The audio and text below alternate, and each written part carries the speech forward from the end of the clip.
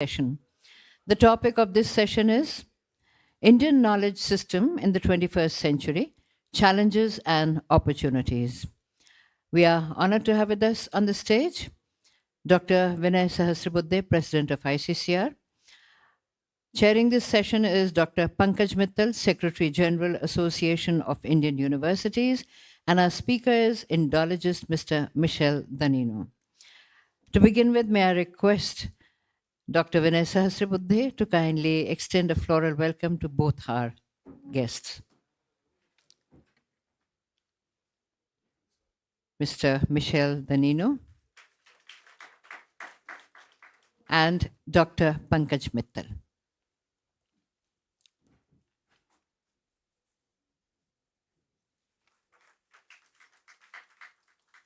Thank you. I request Dr. Vinay Sahasrabuddhe to kindly make his opening remarks, and I welcome on stage the Director General of ICCR, Shri Kumar Tuhin.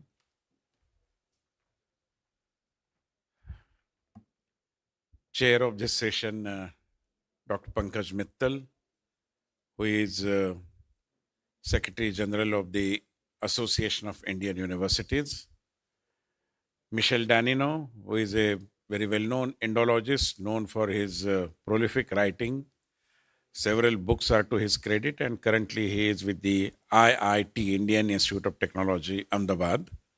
And his speech itself will make you understand about the person himself, and there is going to be some brief introduction to him as well, so I won't spend time on that. I just wanted to take 2 minutes to explain you the scheme of things which is there behind all these sessions. As it happens, yesterday we started with an inaugural session, and there was a session about the governmental efforts for Indian knowledge system. So that, I'm sure, must have given you a fair idea as to how the government of India is looking at Indian knowledge systems, of which all the subjects that you are teaching in your universities are a significant part. Later on, we discussed in the afternoon session the challenges that you are facing and how together we can perhaps try to meet them effectively. This morning, we had a dedicated session on Ayurveda and Yoga, because without Ayurveda and Yoga, perhaps the idea of Indian knowledge systems cannot be complete. There are many other subjects also, but naturally the prominence of healthcare related issues today, and therefore the relevance of Ayurveda, I believe, is something nobody can deny. And now we have an Indologist who will be explaining us the relevance of Indian knowledge systems in the modern world, what kind of challenges are there and what could be the ways to meet with them.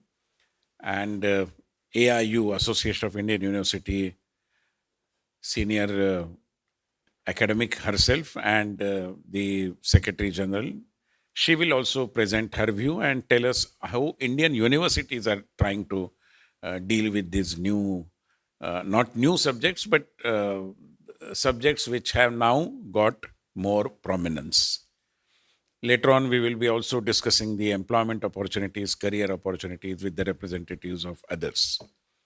So in between, Dr. Danino will be explaining us.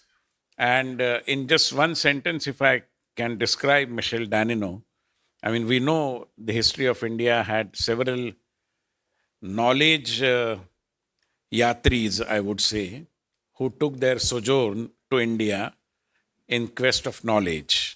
It was Fahiyan, Yuan Tsang, Al-Biruni, so on and so forth. So perhaps it would not be unfair to describe that Mr. Danino is the Yuan Tsang of the modern day. Only thing is that Yuan Tsang went back to China, and Danino has made this knowledge land his own karma bhumi kind of, and therefore he is totally immersed in the idea of India. He is I should say, a disciple of Aurobindo and Ma from Puducherry. I'm sure many of you are aware of that, and has been in teaching and learning of Indian knowledge systems, basically Indian culture, Indian philosophy, for a very long time. He is extremely busy, but on my personal request, he tried to make it over here. Most welcome, sir, and thank you very much.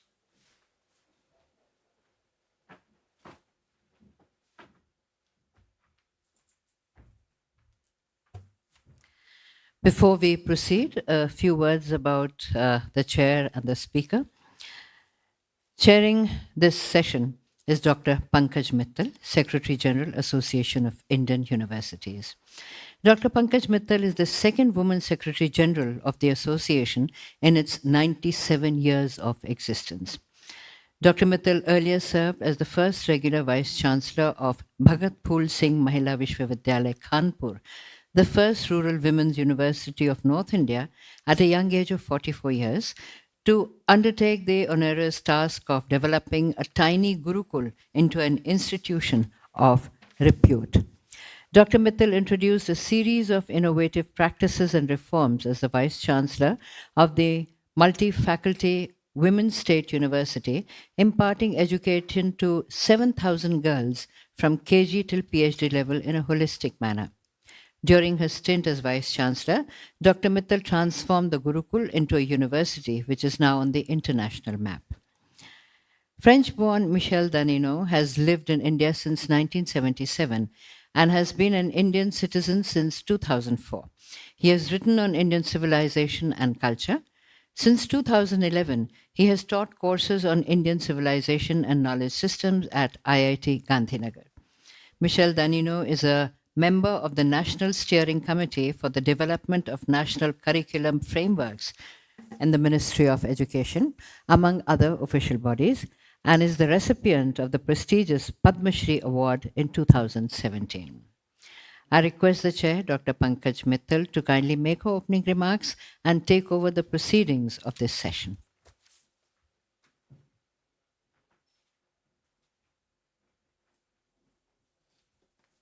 Thank you, and a very good afternoon to all of you. First of all, let me compliment the ICCR, especially the President ICCR and the DG ICCR, for holding a conference on such an important theme.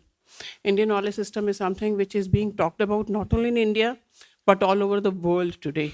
So thank you, sir, for holding a conference on this important thing and inviting the best speakers like Michel Danino, Tanuja was speaking earlier. So best speakers are there on the best topics. So my compliments to ICCR for holding this conference. Now, when we talk of Indian knowledge system in the contemporary times in the 21st century, I am from the education sector. So we know that it is very, very important that the students of Indian higher education system should be aware of Indian knowledge systems. And unless the students, and all of you must be knowing that India is the second largest higher education system in the world. And we have something like 1,100 universities. We have around 45,000 colleges, and around 40 million students are studying in these universities and colleges. So these 40 million students, and in addition to that, we have something like 300 million students in our schools.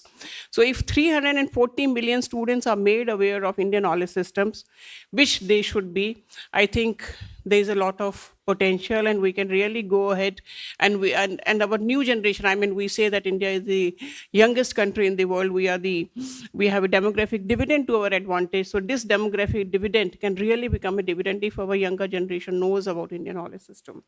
So keeping this in mind, the Association of Indian Universities last month, we held a Vice Chancellor's Conference on Indian knowledge systems. And many, many important things came out, many important recommendations came out during that. And many, many new revelations were there in that conference. For example, if you ask, what is Indian knowledge system? Is it the knowledge which is contained in our Vedas, Upanishads, scriptures, or something more than that?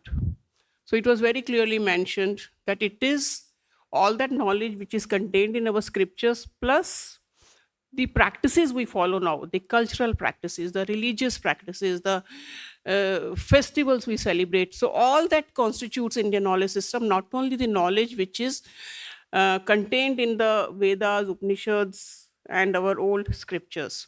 Second thing was, can we teach Indian knowledge system maybe through a separate paper, like if we introduce a separate paper in our universities, colleges, will that be the right approach to teach Indian knowledge system to our students? Again, the answer was no. It was said that the Indian knowledge system should be integrated in each and every course, in each and every paper. It should form the foundation of our education system. Having a separate paper at a higher level, maybe it is okay, but we should try to integrate Indian knowledge system with each and every course in the university, for which a lot of efforts are required. We talked about how to introduce Indian knowledge system in teaching learning. And then we realized that the national education policy which we have, India introduced a new education policy which we call National Education Policy 2020, where we talked about, say, multiple entry exit, we talked about holistic development, we talked about personalized learning, we talked about experiential learning. And when we go back to our history, when we go back to our Gurukul system, we see that all that was contained there already. In the Gurukuls, the Guru Shishya Parampara, there was a personalized learning. The Shishya was being taken care of by the Guru in a very, very personalized manner. Maximum amount of learning was through experiential learning. The Shishya used to stay in the Gurukul under the supervision of the Guru, and there was a lot of experiential learning. A lot of emphasis was there on holistic development, because it was not that only you will be understanding, different subjects will be taught, but holistic development and interdisciplinarity, that was also taught in the Gurukuls by the Gurus to our Shishyas. So all the premise of national education policy, we realized, was based on the Guru Shishya Parampara, based on the Indian knowledge system, based on what was contained in our scriptures.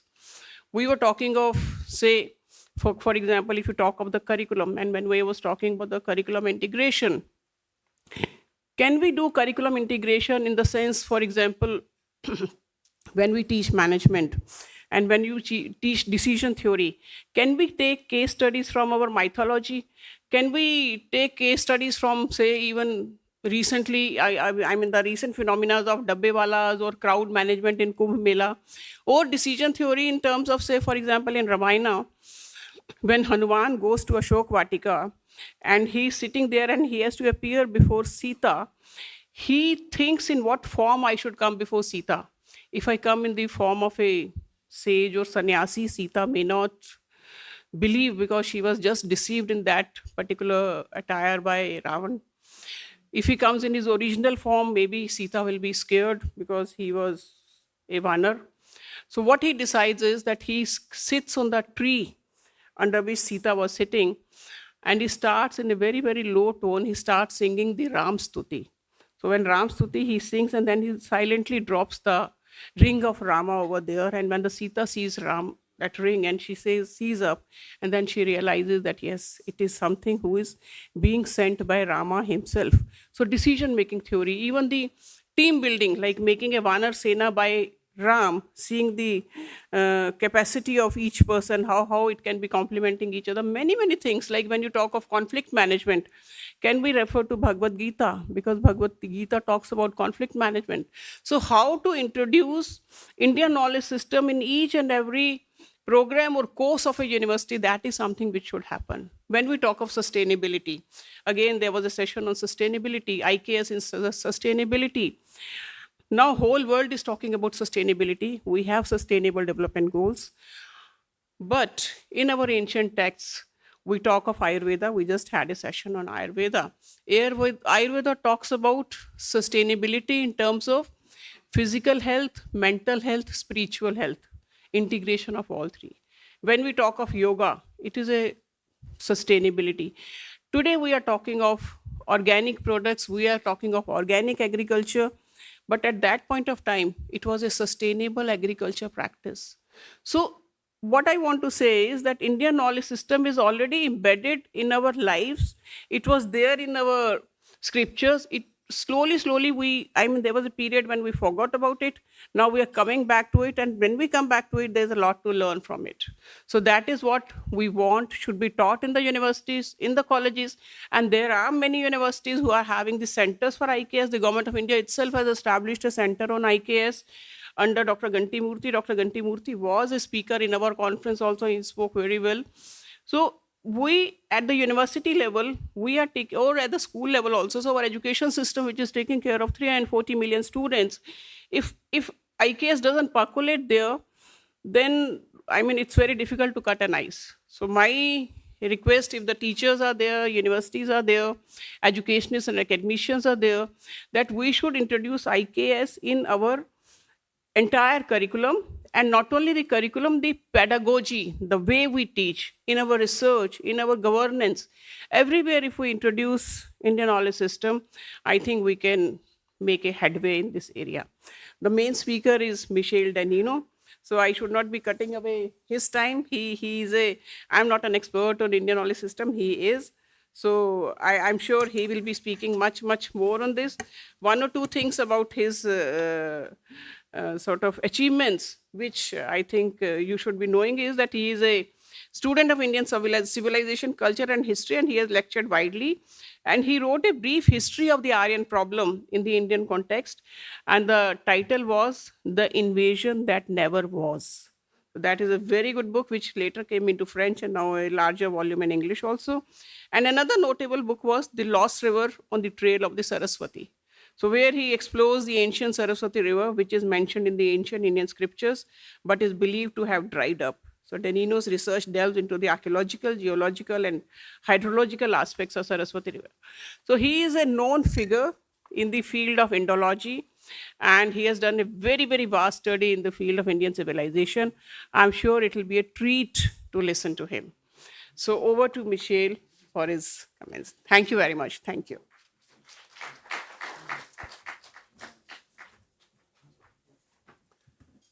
Namaste, everyone. And first of all, my gratitude to Dr. Vinay Sahasrabuddhe ji for having invited me, despite some reluctance on my part, basically for reasons of time. Respects to Dr.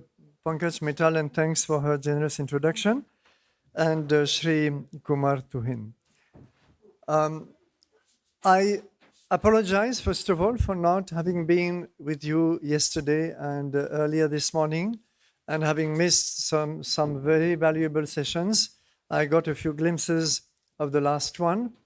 I also know how eloquent my good friend Dr. Ganti Murthy can be, and how passionate he is about Indian knowledge systems. I would like to make this talk a little bit personal, if you don't mind, so that it maybe will be, not so formal. And it's a lot about my own experience. My own experience in two ways. First of all, in the Indian scene. So I think that Dr. Pankajji has very well summarized the kind of divorce that the average Indian student, we talk about average because, of course, there are brilliant exceptions everywhere. But the average Indian student, whether at college level or at school level, is completely divorced from the roots of Indian civilization. This is a fact that I think we are all familiar with. I need not emphasize it. I can just give one tiny anecdote as an example. When 22 years ago, there was in Trivandrum in Kerala, Thiruvananthapuram, a huge international conference on the Bhagavad Gita. The late Parameshwarji had organized it. And there were delegates from all over the world. And there was one Greek philosopher, Emilios Buratinos, I still remember his name, who became a good friend.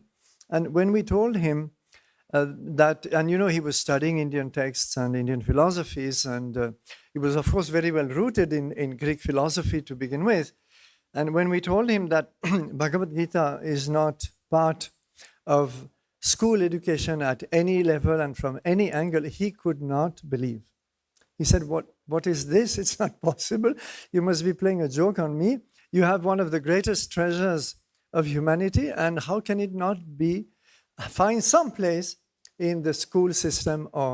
So this is, I could multiply examples, but you know them already. So this is one major problem, and which I have kind of tried to deal with in my own way, either through writings or online talks, but also through my own courses. I've been teaching, not at school level though, more at university level, different institutions. And in the past 12 years, IIT Gandhinagar in Gujarat, and developing my own courses on Indian civilization, various aspects, which I hope to put all online before too long. But I could also see, while doing this, it was a great learning experience for me because I could see the kind of prejudices that the students came to me with. Tremendous prejudices sometimes about their own society and culture. And sometimes a very, very dark picture of Indian, especially in humanities, when you deal with postgraduate students, and they come convinced that Indian society is just a dark place full of discrimination and exclusion and a regressive past and basically nothing much else. So how do you deal with this? Then, of course, I also interacted with a number of Indologists worldwide of all kinds. Well, you know the context better than I do. And I found that there were certain problems. There was often a lot of goodwill. There were outstanding scholars, brilliant scholars, whom I have admired because I cannot, come to 10% of their knowledge. But there were also certain issues. So I'm going to just discuss this at a very personal level, and I'll take the help of a few slides. Do I have the slide changer?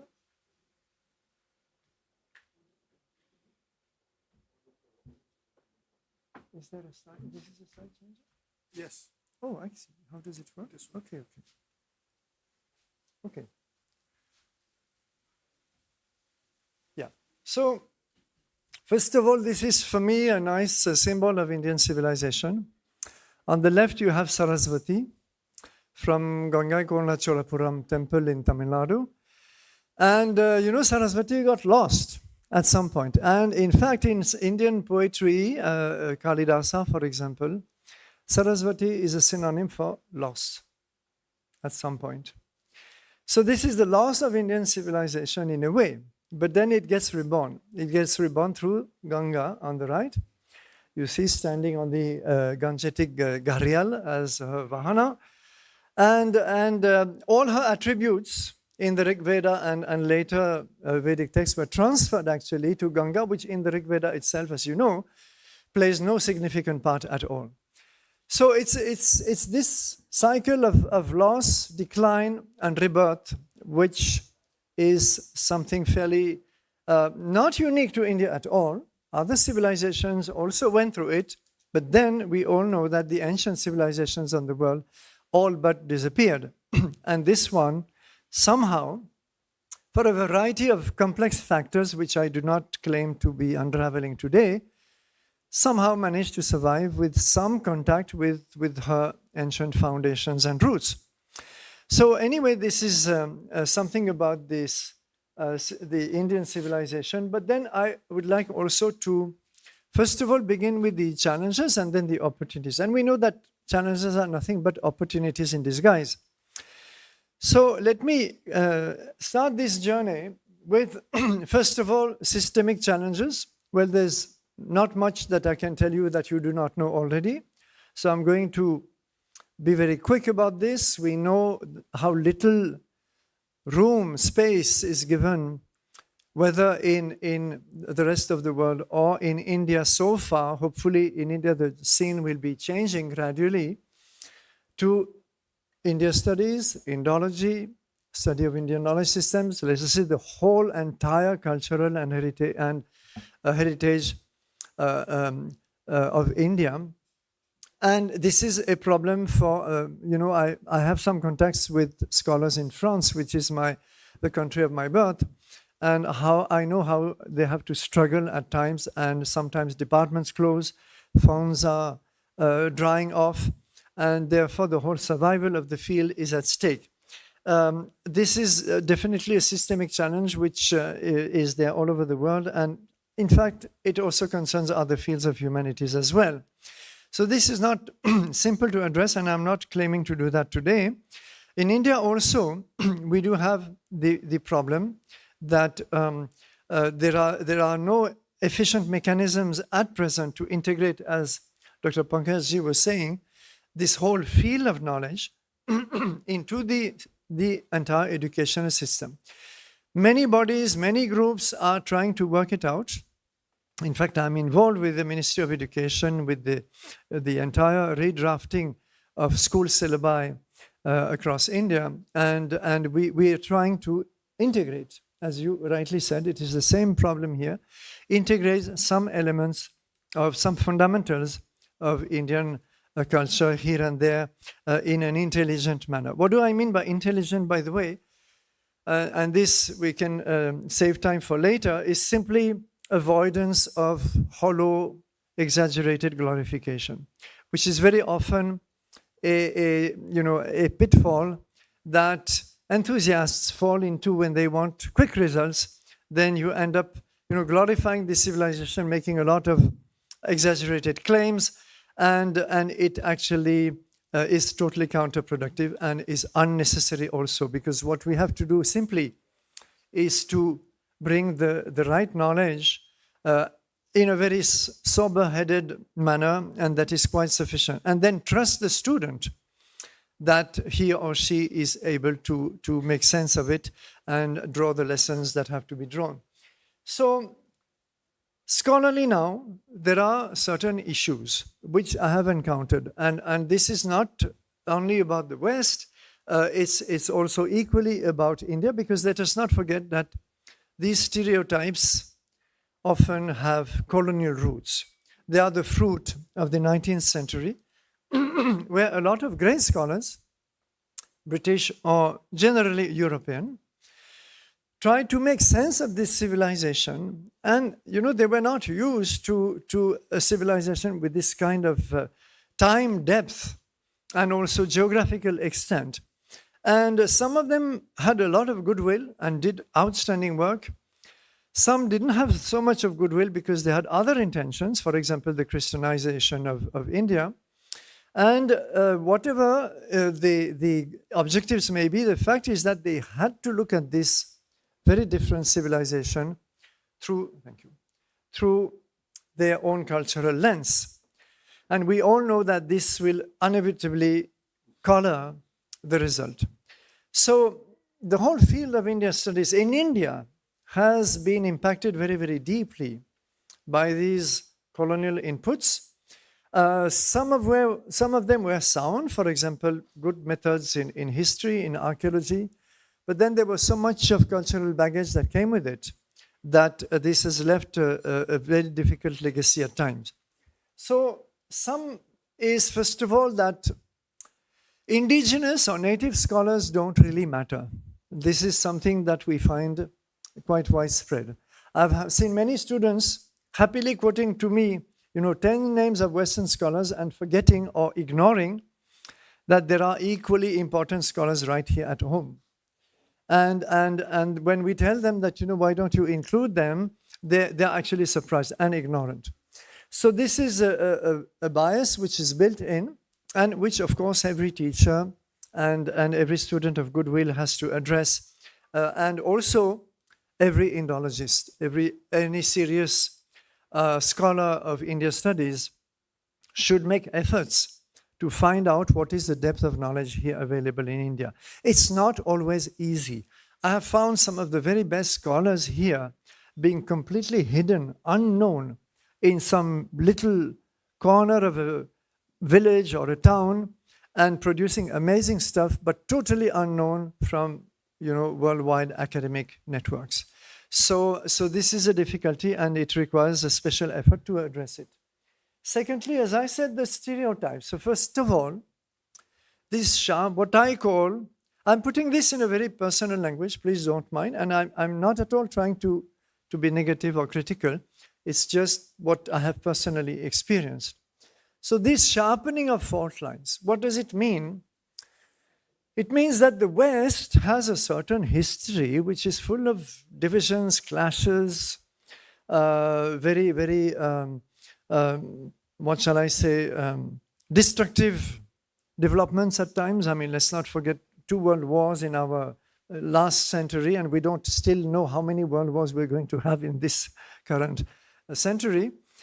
And imagining that they had to, look at India in the same light. So therefore, exaggerating certain divisive features and ending up, whether intentionally or not, misportraying certain important phenomenon.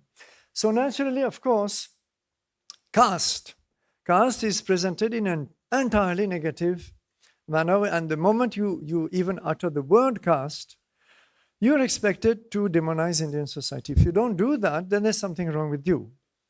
And this is completely forgetting the historical role of the caste system, what it actually, the way it shaped Indian society in a way that made it more resilient. Whether we like it or not, it is a fact. The fact that Christian missionaries were cursing the caste system all the time because it was the first major obstacle to the Christianization of India, and so on and so forth. And also the economic benefit of the jati, I would not use the word caste actually, the Varna Jati organization of Indian society, which gave a place to everyone in professional terms, in terms of skill and competence, and therefore made India an economic powerhouse for something like not far from 2,000 years. If you say, let's begin 500 BC till 15 or 1600 CE. So anyhow, the point is that when you have to study such a massive, complex, mind-boggling, organic system, organic because ultimately there was never a central authority in India which decided about how castes are going to be organized. The society self-decided and self-organized. So we don't understand that it's an organic feature. And yes, of course, it has very negative aspects and consequences which have to be faced honestly. But then the entire working is lost in the process. Then Buddhism, Jainism as movements of rebellion against this caste system. Well, this is a caricature. Of course, it's a little bit of that, but there's so much more. And they are nothing, I mean, they share so much. So, the problem is that the moment we stick those very neat English labels, so Hinduism is one label, then Jainism is one label, and Buddhism is one label, and we start imagining that these are three separate things. And they are not. When I tell my students that the man in the street, the average Indian 2,000 years ago could be Hindu, Jain, and Buddhist at the same time. They stare at me blankly, they don't understand. And it's true. Of course, the monks were the ordained, the scholars, that was a different matter. They were ordained under certain orders, and those were very distinct. And sometimes they were rivaling each other, that is true. But you see the notion, for example, of sharing of sacred spaces, how you can visit site after site in India, where you will go to Ellora caves, for example, if you want just one example, where you will see Jains and Buddhists and Hindus coexisting in the very same space, and we portray them almost as deadly enemies. So this is one other example, and the last I can take a dozen others, is the portrayal of the Bhakti movement as nothing but a social movement of rebellion against higher caste dominance. This is the most absurd distortion I found, when it was exactly the opposite, where this effervescence of bhakti seized the whole of India and vertically integrated the society, because you had people from all castes and both genders contributing to it. So I will not dilate upon, the Maharashtra saints, for example, but Vinayji here could tell you about them and how they belong to all castes and impacted the whole society. And nobody was bothered whether the saint in question came from, a Brahmin or a low caste. So these are some of the important distortions that we have to address. Denial of continuity is something I have found very stubbornly voiced by some Western scholars who have great learning. I cannot even rival them. But the way they insist that, for example, I quote one of them, Hinduism is a recent imagination. It is no more than 300 years old. It's a result of the colonial rule. And there is no continuity with the older Vedic forms and so on. So this is a topic which itself would require a couple of hours to develop in full, is a way to misunderstand India very deeply, because if you do not acknowledge this continuity and these ancient roots, then you cannot understand how the Indian mind functions even today. In very humble Indians in the street, an auto rickshaw wala or a farmer, you can find something in the way the mind functions which can go back to very ancient times. And it's not difficult. But all you have to do is, of course, attune yourself to these very ancient roots. And neglect of knowledge traditions in the sense that sometimes a lot of scholars imagine, and this is also because of the wrong that our universities have been doing. If you go to Sanskrit departments, for example, till recently, or philosophy departments, till recently, apart from the language itself, almost all they would study is Advaita Vedanta. And maybe one or two more philosophical systems. They never even understood, they never knew. I've met a lot of PhDs in Sanskrit, and of course they know the language very well. And when you tell them that there are Sanskrit texts on architecture and mathematics and elephant training and governance systems and so on and so forth, they are surprised. They've never been exposed to them. So these knowledge traditions are given a kind of a second-hand treatment when actually they should be foregrounded, and they are as important as the philosophical traditions. So this is another set of prejudices. And basically this concept that India has been a stagnant society, not understanding the kind of tremendous changes it underwent, the kind of mobility also that there was in ancient India. For example, returning to the caste system, we have lots of texts and inscriptions testifying to the fact that Varna and Jati was not fixed. It could move. It could evolve. This is well known. If you just Google caste mobility in ancient India, you will find a lot of references. But this is not accepted, and we imagine that India has always been the way we see it today. And this is, of course, a caricature. Finally, in this fairly dark, pessimistic portrayal of India, we forget completely how much India contributed to world culture. And here I'm not claiming that India only contributed, it also received at times. But this is one topic I've researched fairly in depth, and I hope one day I'll write a little book about this, because it's either you have excellent scholarly books, but not within the reach of the average public, or you have again this hollow glorification I mentioned at the very beginning. The point is that my own estimate is that India's interaction with other cultures and civilizations, which by the way has almost always been peaceful, unwarlike, with a very, very tiny exception of a Chora campaign into Indonesia. That was for political reasons. It made no difference to the cultural impact of India. It was not a vehicle for it. But in all these interactions, I find that India has been massively a giver, much more than a recipient.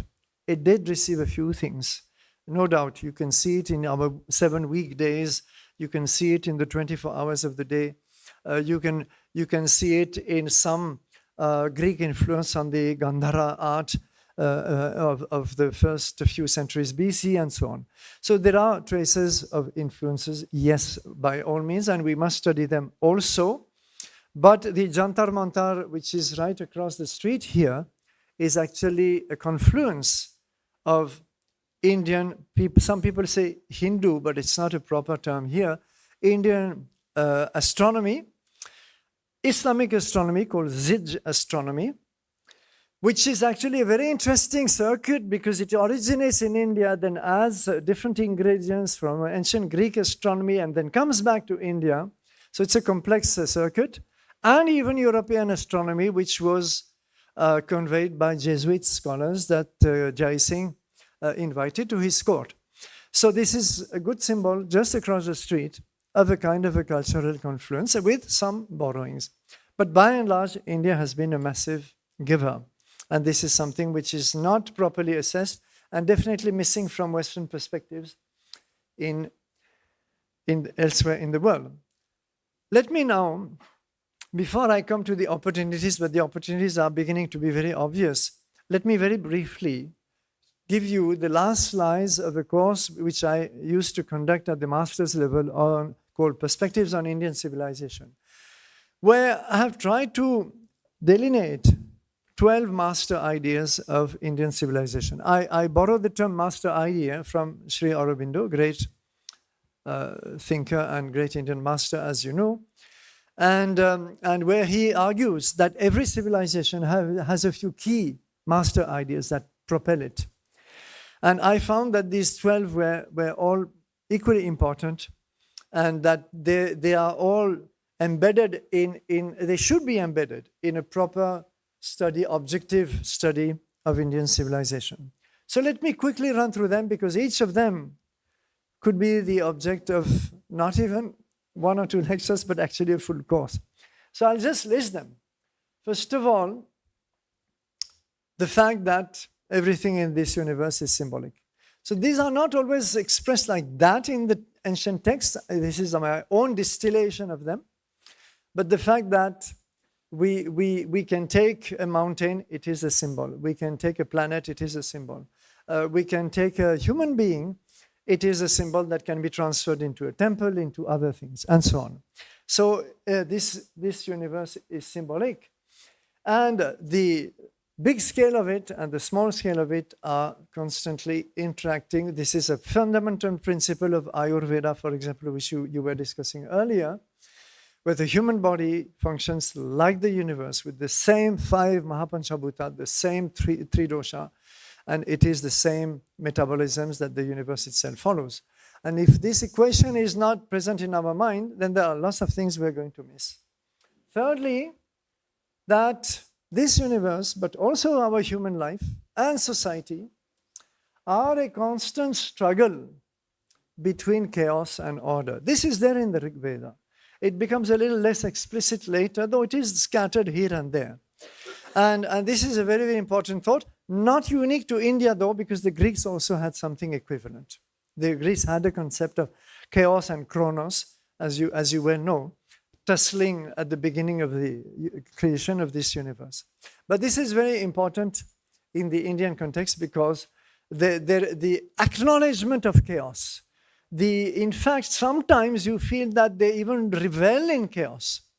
But then there has to be some order at the root of it, or following it, otherwise nothing will be controllable in the end. Everything is interconnected, and that we know. I think the Upanishads are emphatic about it, and this will have very important implications on the ecological, environmental thought of India, the approach to nature, and also this sense of compassion, which often pervades Indian thought towards lesser creatures, for example. I am skipping because, so this is actually a quotation from one Upanishad.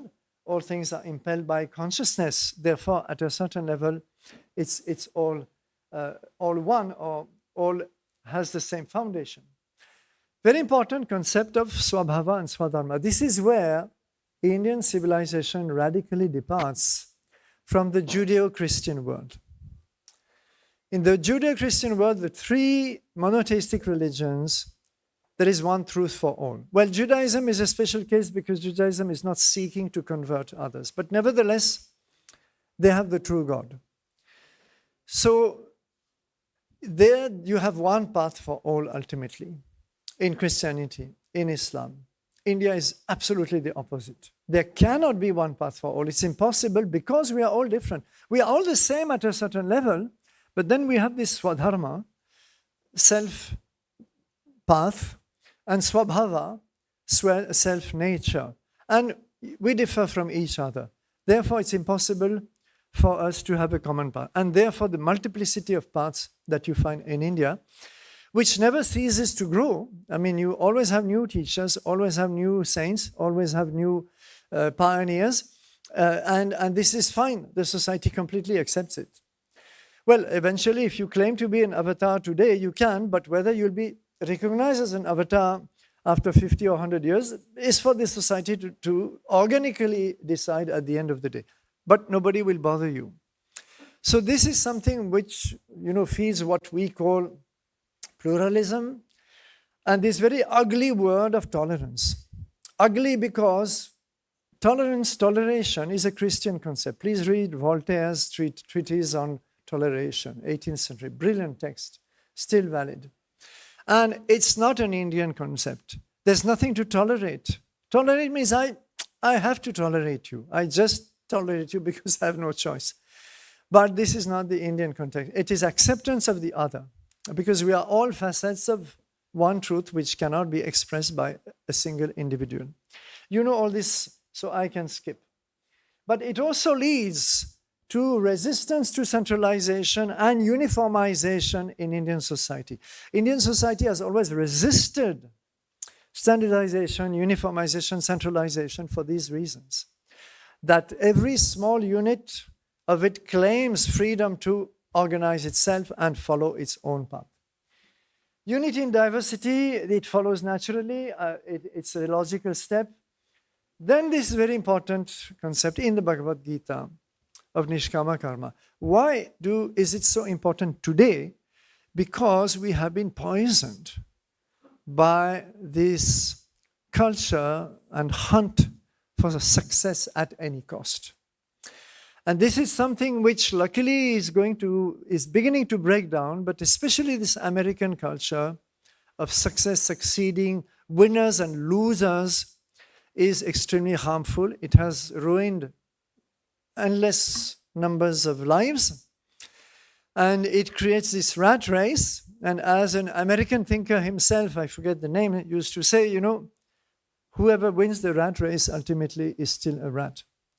So this is something that in India is invalid. There is no success, there is no failure. What you think is your success might actually end up being a failure in the end, or a path to ruin, and vice versa. Because all you have to do is be true to your purpose, be true to what you understand to be your dharma, and do your best and leave the fruits to something else, something greater than what we are. And it creates detachment, but not passivity, because you have to exert yourself.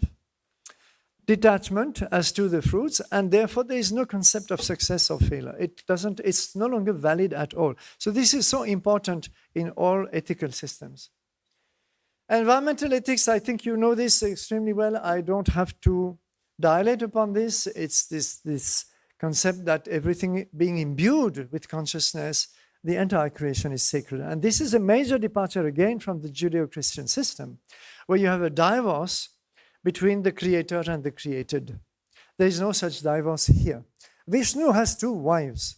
There is Lakshmi, the Divine Mother, but there's also Bhu Devi, the earth. And they are equal. They are not. Bhu Devi is not lower than Lakshmi. There is no divorce between. So all this is symbolic, of course. And when you see all these beautiful statues, you have to understand the symbols behind. So this message is constantly conveyed in Indian text and used to be followed by a lot of practices, which I don't have time to dilate. The environmental practices of traditional India are well known, well documented, very interesting. Of course, they are on the path to being lost, but there are also attempts to revive them as much as possible and integrate them in a new view of environment in the 21st century. The concept of wealth is different. Wealth is something, because of the Purushartha, you know very well what that means. Wealth has to be under the overarching Purushartha of Dharma. So therefore, you are encouraged to acquire wealth. Wealth is not an object of guilt. In Christianity, it used to be. In Christianity, the poor were glorified. Of course, the church never quite practiced that, but there was a glorification of poverty, the meek and so on. But in India, actually, there is no demonization of wealth as long as it is used in a dharmic way for ultimately the benefit of the society. So it's not charity. It's not just that you give a few rupees to a poor person. You can do that, but that is not the concept of artha. Collaboration in preference to competition. Please visit any old town, sometimes even quarters of new cities, But any old town in India and go to the commercial areas, you will see all the jewelers together, all the hardware shops together, all the groceries together, more or less in the same areas. Why? They're supposed to compete against each other. Yeah, they compete, but they also collaborate. They share a lot. They share resources. They share material. They'll send their customers to each other. And this is a legacy of the ancient business practices in India that depended much more on collaboration, especially through the system of guilds, than on competition. I don't have time to say more about this, but this is quite important. And the fact that in India there is no divorce between the objects, should not be. In practice, often there is. But there should not be a divorce between all aspects of daily life and a spiritual life, because the objective is to imbue spirituality into everything that we do, that we speak, even that we think, if possible. So, lastly, this leads us to this fundamental, I kept actually the foundation for the end, which is the divine purpose of it all, the divine purpose of life, our divine potential, and the fact that we are here for this, and therefore we have to devise methods to fulfill that potential. Now, India devised lots of methods. They are called systems of yoga, if in common parlance, systems of self-knowledge, and ultimately they have to be as diverse as the number of human beings, almost, because again, every method, every system, every approach has to address our peculiar nature. And therefore, you find this multiplicity of paths. So this is something where, of course, India has generously given to the rest of the world. And even before I left France in the 1970s, we could already see yoga centers almost at every street corner. And I know that this is something that has spread enormously, often with distortions, commercialization, and reducing also this concept of yoga to a very mechanical external aspect of things, which it is not. But nevertheless, sometimes you need, some entrance door into it. And it doesn't matter if the door is not perfect, as long as it leads you inside, then you can follow on your own. So this is something which is, of course, the foundations of Indian civilization. Without this, the rest is hanging in the air somehow. So therefore, the opportunities, which is that we live in a very, very difficult century, which promises, if there is one thing that we are sure about the 21st century, is that circumstances worldwide are going to get much worse than what they are today.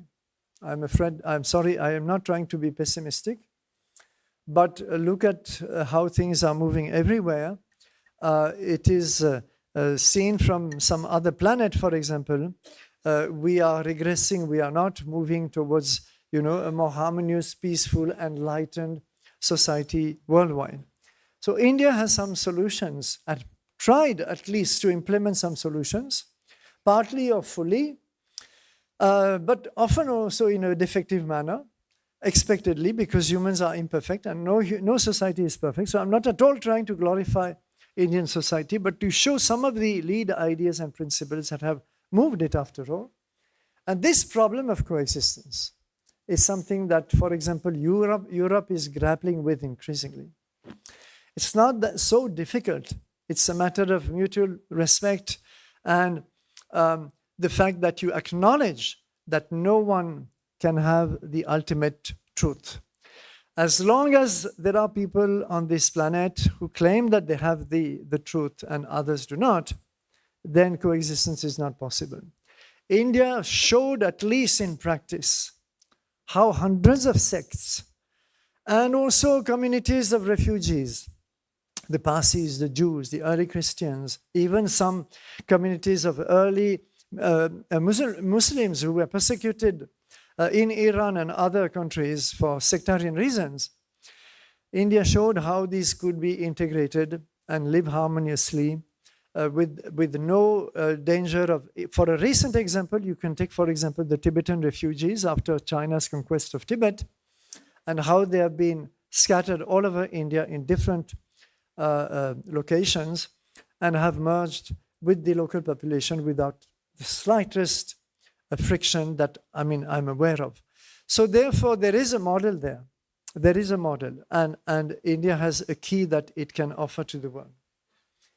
Harmonizing the individual and the collective is something that, again, a lot of systems are struggling against. You know, the extreme is the libertarian system, where the rights of the individual are asserted above anything else. And the government's purpose is actually to serve those rights. Well, this is one extreme, but basically a lot of the thinking in the West and other places is that, you know, I have to assert myself, I have to assert my personality, I have to assert my rights. Essentially, there's nothing wrong with it. But then the collective perspective is often lost. And this is something that Indian thought, the practice can, of course, vary. Again, I'm not an idealist. I know the Indian realities, having lived here so long. But that there was always, I've seen in some communities, I've seen in some individuals, a constant concern for doing something for the society at large. So the collective is as present as the individual. And in fact, the individual finds his or her fulfillment when the society finds its fulfillment. This is the ideal.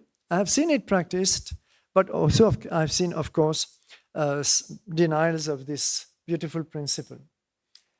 A new vision for world economy, because how sustainable, you know, some of you mentioned this word sustainability in the previous session. How sustainable is this world? How long can we continue exploiting natural resources? Which is actually, in India, it's again artha, it is natural wealth. It is not resources that we can freely deplete.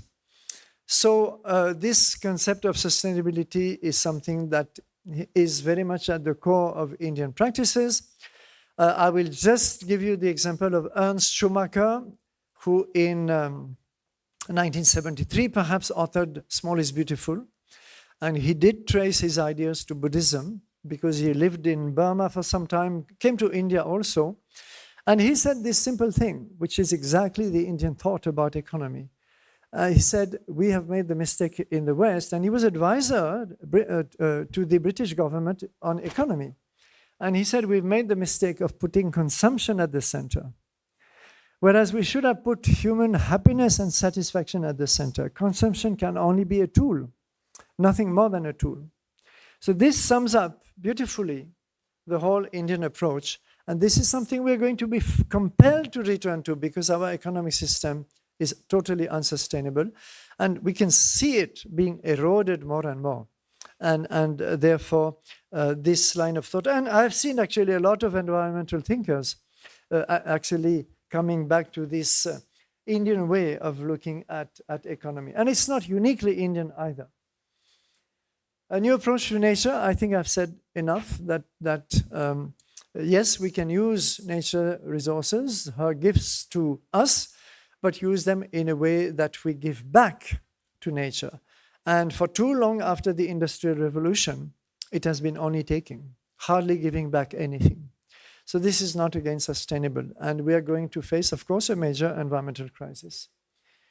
New vision. New, I put a question mark because it's not new.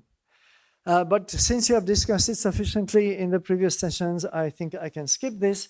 But ultimately, it goes together. Well-being, the physical well-being in the Ayurveda philosophy is inseparable from the spiritual well-being and fulfillment. They go together. You cannot have one without the other. And highlighting, this is one major opportunity that we have to highlight this relevance of these Indian knowledge systems. Maybe a few of them are reserved for scholars. I can concede that ancient Indian astronomy would not be of great use to a modern astronomer, though there would be some curious thoughts here and there. But otherwise, of course, the systems of modern astronomy are incomparably beyond what was done. So this is perhaps more for the scholars. But look at other fields. We've just mentioned Ayurveda, we've just mentioned yoga. Look at organic agriculture, the way it was practiced in India.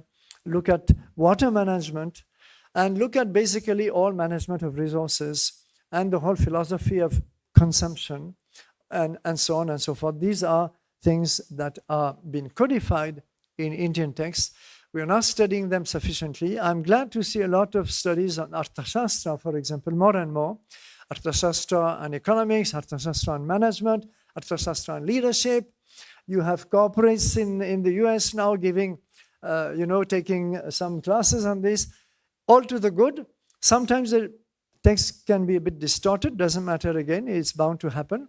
But then we have to give more thought to how this huge heritage can be of a great applicability in the modern world. I will end this. Well, this is just a summary. You know, the Subhashitas, great proverbs, sayings of India. There are hundreds of them. I use a lot of them in my courses. This is just one. You may own 100 cows, but your need is only 1 cup of milk. You may own 100 villages, but your need is only 1 morsel of food. You may own a 100-room palace, but your need is only 1 cot. All the rest belongs to others. Whatever you are not using is actually not your own. Just think about these kind of brilliant principles. What does it mean in practice? What does it mean in terms of consumption? What does it mean in terms of sustainability? So these are these kind of nuggets which we can, give a lot of thought to. I will end with 2 quotations, which kind of show the way for me, and they are not from Indians. I'm deliberately not selecting Indians here. One is from U Thant, who was, some of you might remember, Secretary General of the United Nations, and this is in 1967. And this, I will just read part of it, where he is already visualizing how only a fraction of what is spent on arms, warfare, weapons, could finance all the economic, social, national, and world programs to an extent so far unimaginable.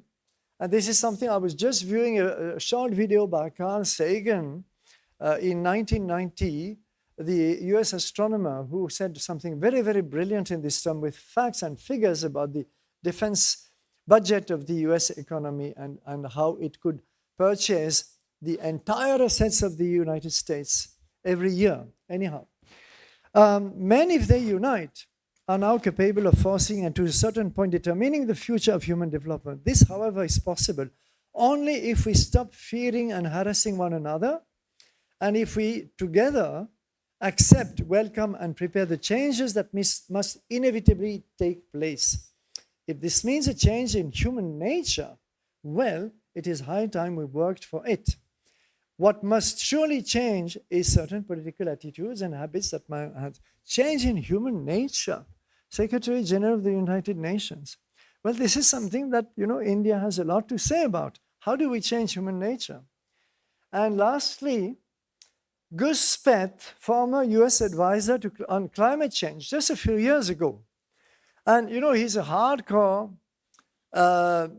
journalist plus a bit of climate scientist and other things, consultant and so on. And this is what he said a few years ago. He said, I used to think that top environmental problems were biodiversity loss, ecosystem collapse, and climate change. I thought that 30 years of good science could address these problems. I was wrong. The top environmental problems are selfishness, greed, and apathy. And to deal with these, we need a cultural and spiritual transformation. And we scientists don't know how to do that. So to find such an expert acknowledging this problem and calling, of all things, for a cultural and spiritual transformation, now this is where India must step in. And if India does not step in, then it is missing its role and its duty, I would say, to this 21st century. Thank you very much.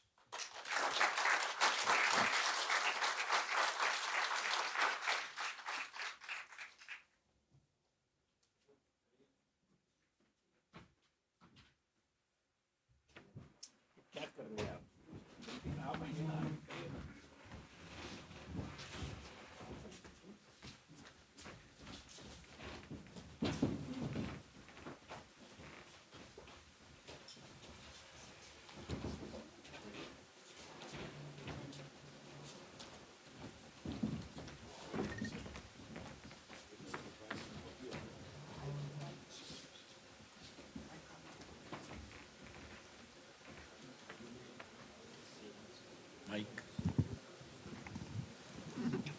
So thank you, Danilo, for an excellent discourse. It was absolutely a treat to hear you, to learn about the challenges, opportunities. And as we always say that armies never marched out of India, ideas always marched out of India. So I will just open it to the audience for question and answers and any comments if anybody wants to make. You can raise your hands and we'll come to you one by one. Just a small intervention. Please. I am Deepak Singhal. I think if everyone understands in Hindi, तो मैं अपनी बात हिंदी में रख दूँ. Otherwise, English में, I think Vinay ji, English is comfortable. So I am basically an IAS officer, a bureaucrat, worked 40 years in various positions, headed 1/6 of India as Chief Secretary of the state, and my batchmate is the Cabinet Secretary of India today. This is a new subject for me entirely. For last 1.5 years, traveled 75 countries of the globe, spoke and guided by Professor Kapil Kapoor and 100 professors of the world. I spoke to Michelle one day with Kapil ji when he got me connected. The first question is, how do we define Bharatiya Sanskriti? I am just returning from World Hindu Conference, and 4 days back I was there, 5 days back. Anywhere in the world you go, the people don't know what Bharatiya Sanskriti is. First, define what it is. Does it mean only Hinduism? Does it mean Hinduism, Buddhism, Jainism, Sikhism all combined and all things which came out of India? There's a massive confusion in the mind of people. Ultimately, when you use the word Hindu, it is narrowing down, and this other people, like in Canada when I was there, when they say Khalistanis, they said, we are not Bharati. We have been told the Sikhs are nothing to do with Bharatiya Sanskriti, and hence the Khalistani problem arises. That is my first remark. The second thing is public-private partnership. I've been part of the government at the top level. Government has got limitations to function. So there has to be a definite model for definite public-private partnership with earth supporting dharma. There is no concept of any industrialist. If I'm the chief secretary of the state, I tell to Mr. Ambani or Adani, please send 100 crores for this purpose. Immediately the next day they'll send the check. If I say, please support Pankaj Mittal ji for her research, they'll not give 5 rupees. So that is the structural arrangement for making this second point. The last third point is, which I want to say that just as information, we have tried to create a public part of it. There's Bharati Sanskriti Vaishvik Nyas, which I'll request the DG if he can share us the participants. We'll send the details to everyone and expect the comments so that we can all work together. And I'm extremely grateful to Vinay ji to host this. And I met him earlier also. I am Hamisha unka kayal hoon that the way he takes it forward. So look forward to work together. These 3 things I wanted to point it out. Thank you. Thank you. Thank you very much.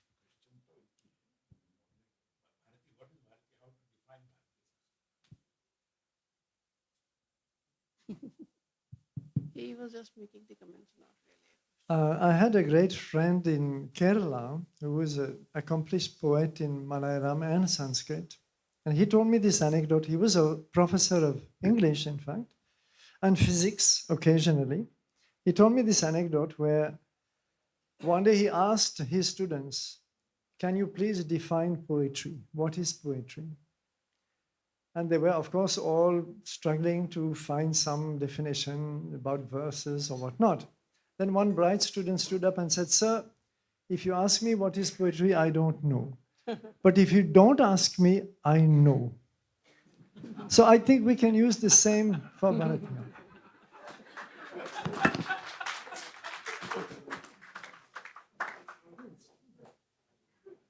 Please, can you pass on the mic to him, please?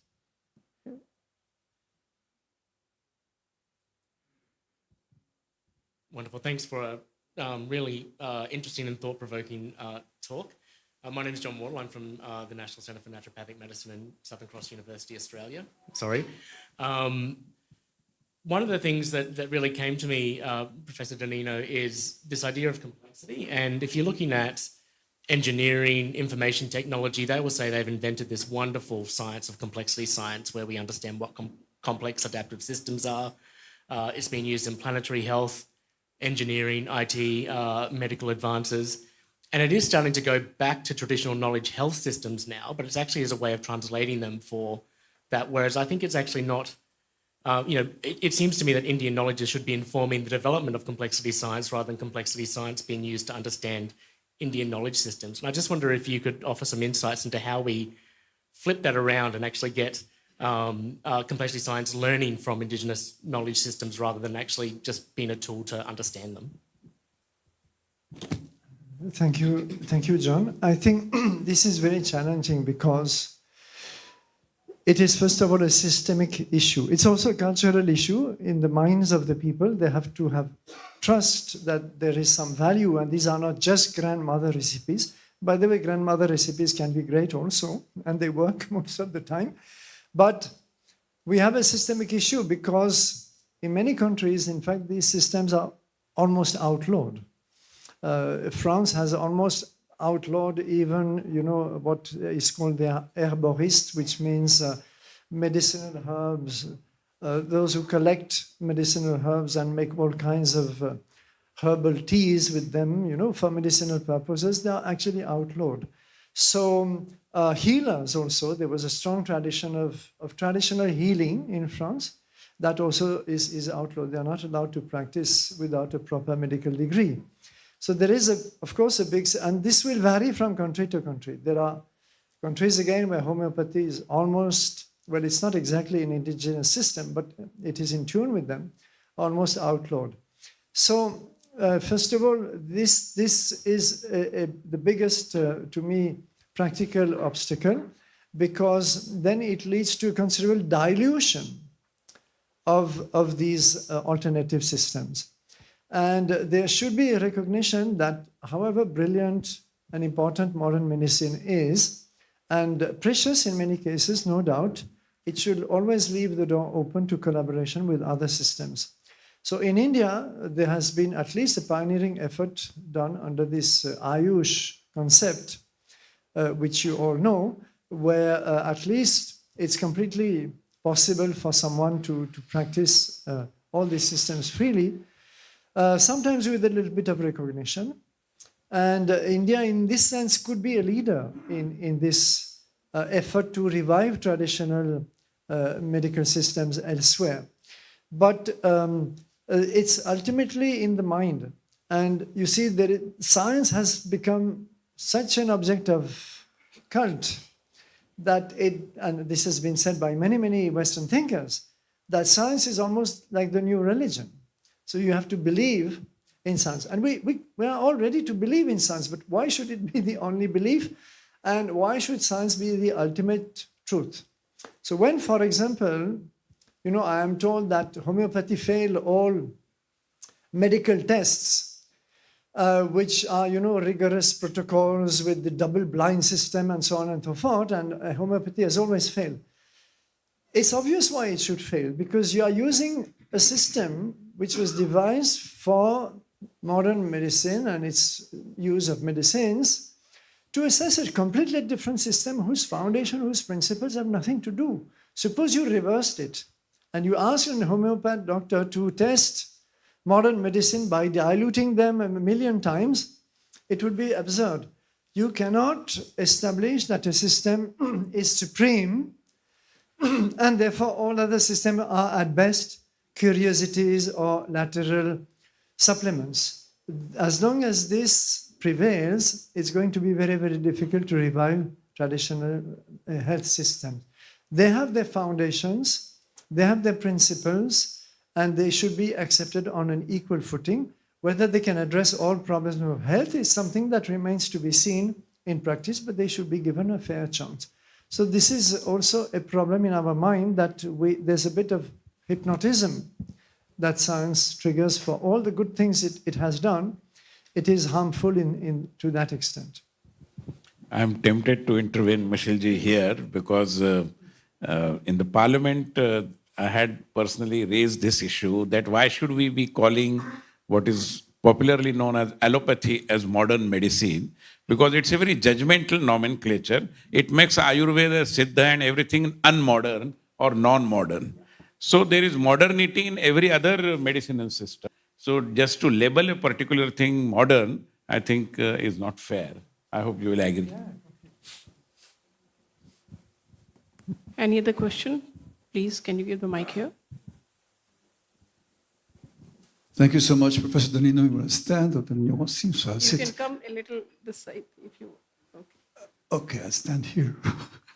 Anyhow, I just want to thank you for a wonderful lecture, really brilliant and also critical.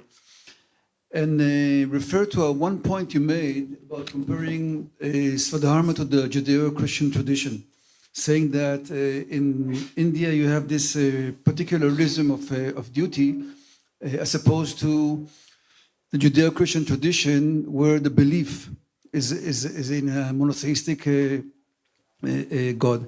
I want to differentiate Christianity from Judaism to say that they have a different structure to emphasize the emerging discipline of Hindu-Jewish studies and to say that in that discipline, I published a book called Dharma and Halacha, basically comparing Dharma and the Jewish law, which is similar to Dharma Shastra and Vedic Vidhis, although it doesn't have this particular Svadharma notion, and also emphasize that this discipline aims at offering alternative paradigms in the study of religion and highlight the work of Barbara Holdridge in her book Veda and Torah and a new book she's writing now, in which she offers an alternative concepts based not upon the Protestant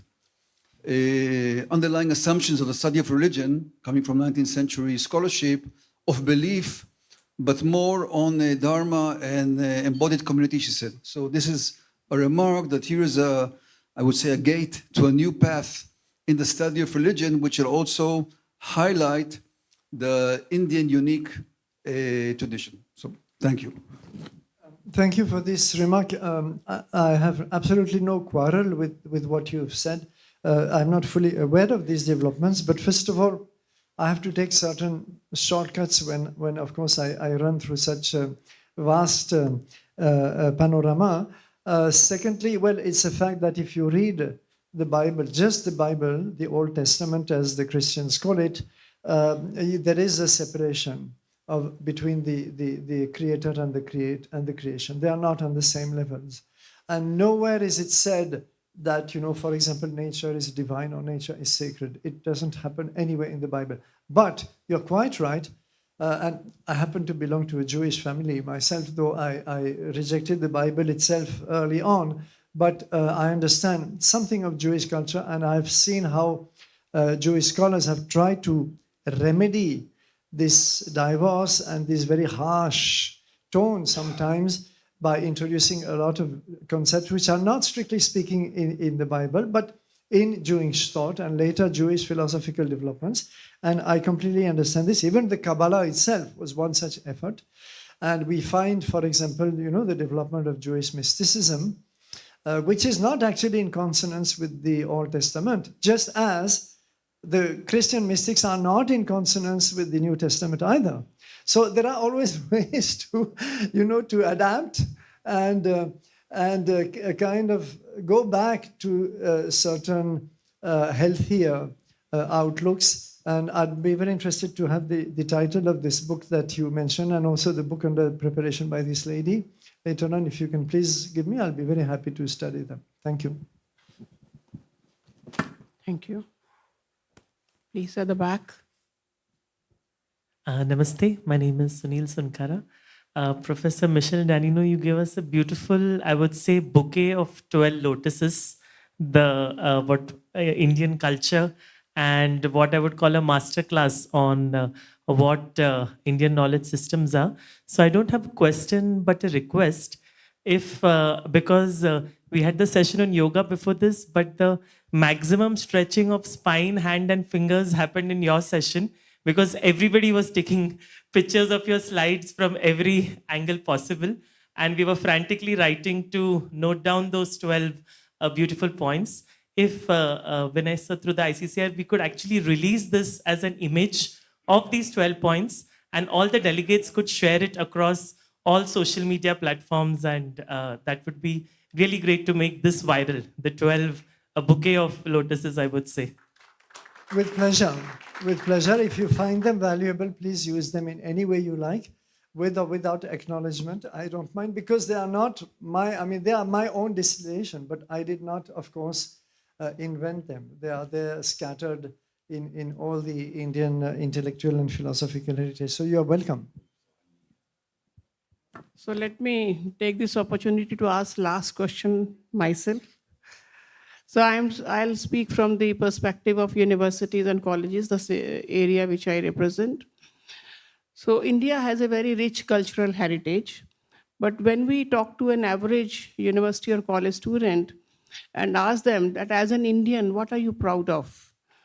So they will keep thinking, what am I proud of? And maybe they'll say Bollywood or cricket, but they'll not talk of rich cultural Indian heritage we have. So maybe the mistake is ours that we couldn't create a grand Indian narrative. So how to create that grand Indian narrative which every student or every Indian is proud of, and he knows that this is my roots I should be proud of. So how to create that narrative? Well, you yourself told us that there was a meeting of vice chancellors a few days ago. So I am sure you would have addressed that question. It's not going to happen tomorrow morning. It will take some time, because we have all these decades of neglect where Indian thought was confined to very, very few institutions, a few departments. Even there, if you looked at the average philosophy department in India, it was 90% Western philosophy. Nothing wrong with Western philosophy, but it's different. Its foundations are different. And, first of all, you study your own foundations, and then you can better study the rest of the world. Same with psychology department. They were studying Western psychology most of the time, without even being aware that yoga includes a huge field of psychology. So it's a slow and steady effort to reintegrate, and I think the key word is integration. In every field of knowledge, whether at school or at university level, without any exaggeration, being very scrupulously honest about what is being introduced, giving all references, or at least making them available to the teachers. We have to show this Indian perspective. And it's not so much about accumulating facts, because of course scholars can stifle you under mountains of facts, and they are beautiful sometimes, but it's not what students expect. It's what are the important thoughts, what are the important concepts, what are the important key ideas that you want them to really carry with them and remember. And ultimately, to me, the key word is the worldview.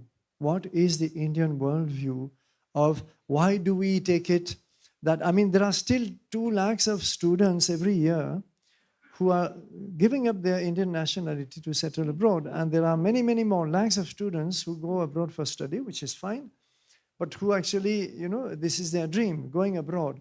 So clearly we have failed somewhere, and we are all honestly acknowledging that failure. There's no question. But to me, the point is that you have to restore that self-confidence, that I can stand on my roots, I can stand on my foundations, and I can look at the world and all the issues and discuss them from my perspective, my worldview. So we have to convey this worldview through a multiplicity of methods, addressing all the different fields of disciplines, but also the big issues that the world is facing. So this is something that, for example, Professor Kapil Kapoor has been saying for a long, long time. It's a matter of decolonizing the mind. Today we hear this decolonization a lot in the public discourse in India, but actually there have been pioneers like him who've been flagging this problem for something like 30 years. So how do we? So this has to be a mix of methods, and there has to be, first of all, infusion of relevant material in every possible discipline. Even in mathematics, you would be surprised we say mathematics is a universal language. Yes, today it is. But the mathematics was done in India for something like 3,000 years, possibly a little more. And there were certain specific approaches, specific methods, which still holds very interesting nuggets for a modern mathematician to study. But you go to the average mathematician and they are skeptical, when you come to them with all this baggage of Indian mathematics, they're not sure. They think you're making it up. They can't believe. So it has to start gently. And, when students at school learn the numbers, learn the decimal system, it's a natural thing to tell them that this was actually worked out here in India and show them how. And this can be done in a playful method. So we are only beginning in a way, and it's a long path. We'll have to trust the outcome. So I agree, like when we integrate the curriculum with the Indian knowledge system, when we start teaching Bhagavad Gita as a curriculum, it will eventually lead to a grand Indian narrative, which all of our students would be knowing. Of course, it won't happen tomorrow, but eventually it will happen. So, thank you, Danino. Thanks for such a vibrant lecture. And thanks to the President ICCR and the DG ICCR for arranging this discourse. And thanks to all of you for your active participation and for being here. Thank you very much. We'd like to thank the chair, Dr. Pankaj Mittal, also for being with us and for taking us through this session. Ladies and gentlemen, we will now break for lunch. Our next session will begin at 2:30 p.m. So kindly take your seats by then, because after that we'll have a special session with the Honorable Minister for Education. That will be a concluding session. So kindly take your seats in the post-lunch session by 2:30. So bon appetit. Enjoy your meal.